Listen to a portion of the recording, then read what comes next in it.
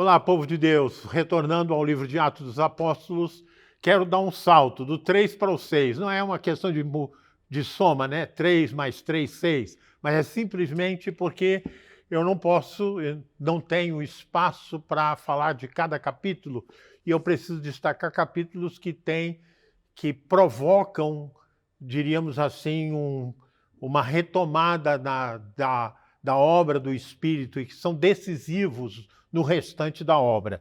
E o capítulo 6 é um, e eu vou ler. E diz assim: ora, naqueles dias, multiplicando-se o número dos discípulos, havendo murmuração dos helenistas contra os hebreus, e por conta das viúvas destes, convocaram os discípulos e disseram: não é razoável que nós abandonemos a palavra para servir as mesas, a oração e a palavra para servir a mesa. Mas, irmãos, escolhei dentre vós homens de boa reputação, cheios do espírito e de sabedoria, aos quais encarregaremos desse serviço. O que, quanto a nós, nos dedicaremos à oração e ao ministério da palavra. E então foram eleitos pela comunidade Estevão, cheio de fé e do Espírito Santo, Filipe, Prócoro, Parmenas, Timão e Nicolau, prosélito de Antioquia. Aproximaram-se todos os apóstolos e, orando, impuseram as mãos sobre eles, consagrando. Crescia a palavra de Deus e multiplicavam-se o número dos discípulos. Também as multidões se acercavam e obedeciam à fé. Eu fiz uma leitura resumida para destacar algumas coisas nesse texto. A primeira, que crise na vida da igreja é normal desde o início da igreja primitiva. Ou seja, a caminhada da fé nos obriga a entrar em territórios e nos defrontar com culturas diversas. O que aconteceu com a igreja? O judaísmo podia ser classificado em judeus legítimos e judeus helenistas. Quando fala aqui as viúvas dos helenistas nesse texto, está falando daqueles que já não mais falavam o hebraico, o aramaico, em função de um processo histórico, que não quero me alongar muito, mas posso ajudar vocês. Se vocês lembram, quando o povo voltou do cativeiro na Babilônia, se você não lembra disso, leia o livro de Esdras e Neemias, você vai ficar sabendo claramente o que aconteceu. Com o período de uma geração praticamente, foi o período do cativeiro na Babilônia. E na Babilônia, eles foram envolvidos, inclusive as famílias tiveram processo de educação.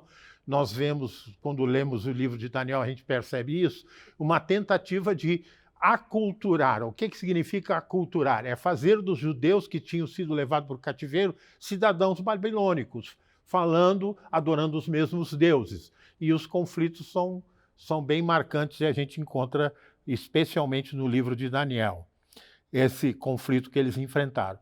Porém, houve uma coisa que eles não puderam se abster, eles tiveram que aprender a língua da Mesopotâmia, que era o aramaico, que veio a tornar-se a língua da terra de Israel, porque é uma língua semita muito próxima do hebraico, não é?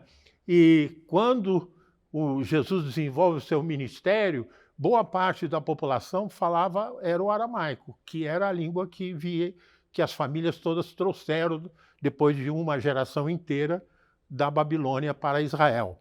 Por outro lado, logo em seguida a dominação da Babilônia veio a dominação persa, e em seguida da dominação persa a dominação grega. E a dominação grega foi muito mais impositiva, porque, não sei se vocês lembram, há um episódio ocorrido por volta do século II a.C., de Antíoco IV, um dos administradores gregos, tentou impingir, além da filosofia e de toda a cultura grega, eles queriam impingir a religião.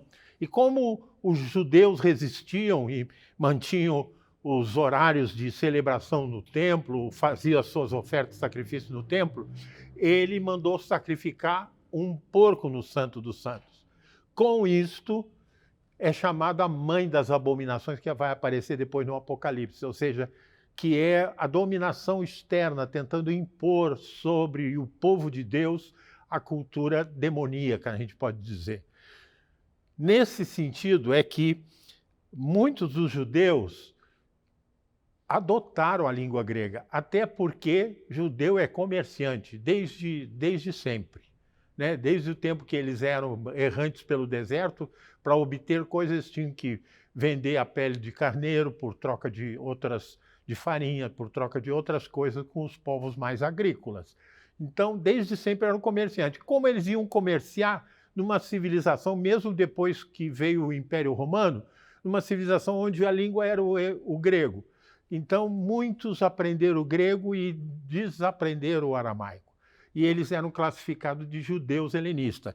Por isso, quando você abre o capítulo 6, diz assim, a viúva dos helenistas parece que são viúva de gregos, que não eram judeus. Eram judeus, mas helenistas, porque falavam a língua grega. E certamente absorviam algumas coisas da cultura grega. E havia discriminação, mesmo na igreja. Chegamos no dia de hoje, né? Eu espero e eu creio, esta igreja que nós participamos, a Catedral Metodista de Petrópolis, nós não encontramos, ou pelo menos que eu visualize, essa discriminação, mas ela existe no mundo da igreja. Por exemplo, lamentavelmente eu informo que nós temos igreja metodista de negros nos Estados Unidos e igreja metodista de brancos. E a alegação deles é que a cultura é diferente, a maneira de celebrar a Deus é diferente. Então, por exemplo, eu sou branco, mas quando eu chego nos Estados Unidos eu me sinto melhor na igreja negra, porque tem mais a ver, né? O culto é aquela festa, dura 2h30. No culto da igreja branca, o culto começa e não passa de 1 hora. Certa feita eu estava nos Estados Unidos, fui convidado para pregar numa igreja conhecida, que até fez uma grande oferta aqui para a igreja no Rio de Janeiro, em Memphis, e tinha um culto das 9, depois das 10h30, se eu não me engano. E aí o pastor me falou assim, o senhor tem 20 minutos.